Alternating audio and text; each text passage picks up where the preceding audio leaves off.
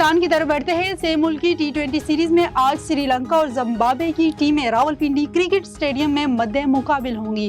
Event کے ابتدائی مارکے میں زمبابوے کی ٹیم کو میزبان پاکستان کے ہاتھوں شکست کا سامنا کرنا پڑا تھا، جبکہ آئی لینڈز اپنی مہم کا آغاز کریں گے۔ زمبابوے نے پاکستان کے خلاف میچ میں بھرپور مزاحمت کی۔ بیٹنگ کے شروع میں زمبابوے کی ٹیم کا کھیل کافی اچھا رہا، مگر بعد ازاں 37 رن کے دوران 7 وکٹیں گنوا کر مشکلات کا شکار ہو گئے۔ بعد میں زمبابوے نے پاور پلے میں پاکستان کی 3 اہم وکٹیں اڑائی، مگر فخر زمان عثمان اور نواز نے شاندار کھیل پیش کرتے ہوئے گرین شرٹ کو فتح سے ہمکنار کر دیا۔ آج کے میچ میں آئی لینڈز کی قیادت ڈاسن شانکا کے ہاتھوں میں ہوگی۔ پاکستان کے ہاتھوں ون ڈے سیریز میں وائٹ واش شکست کے بعد آئی لینڈز ٹرائنگل سیریز میں اچھی کارکردگی کے لیے پر امید ہیں۔ ناظرین، وزارت داخلہ نے کرکٹ میچ کے دوران ٹریفک جام کے مسائل کے حل کے لیے اسلام آباد میں اسٹیڈیم بنانے کا فیصلہ کر لیا۔ ذرائع کے مطابق اسلام آباد کے سیکٹر D12 میں عالمی معیار کا کرکٹ اسٹیڈیم تعمیر کرنے کا فیصلہ کیا گیا۔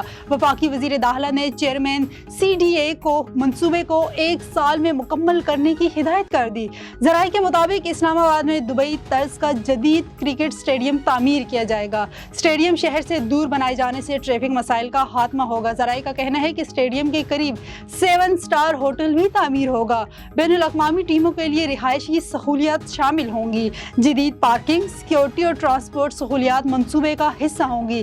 دبئی اسپورٹ کمپلیکس جیسے فیچرز اسلام آباد میں متعارف کروائے جائیں گے۔ اسلامک سالیڈریٹی گیمز میں پاکستان کے مایہ ناز javelin throw athlete Arshad Nadeem نے شاندار کارکردگی کا مظاہرہ کرتے ہوئے گولڈ میڈل جیت لیا۔ سعودی عرب میں جاری اسلامی یکجہتی گیمز کے فائنل میں ارشد ندیم نے سب سے لمبی 83.5 میٹر کی تھرو کی اور تمام حریفوں کو پیچھے چھوڑتے ہوئے ایک بار پھر طلائی تمغہ اپنے نام کر لیا۔ ارشد ندیم نے مسلسل دوسری بار اسلامی یکجہتی گیمز میں گولڈ میڈل جیت کر پاکستان کا سر فخر سے بلند کر دیا۔ جیولن تھرو مقابلے کے پہلے راؤنڈ میں ارشد ندیم نے 75.74 میٹر کا عمدہ تھرو کے ساتھ سب کو پیچھے چھوڑ دیا تھا۔ یاسر سلطان نے 70.32 میٹر کی تھرو کی۔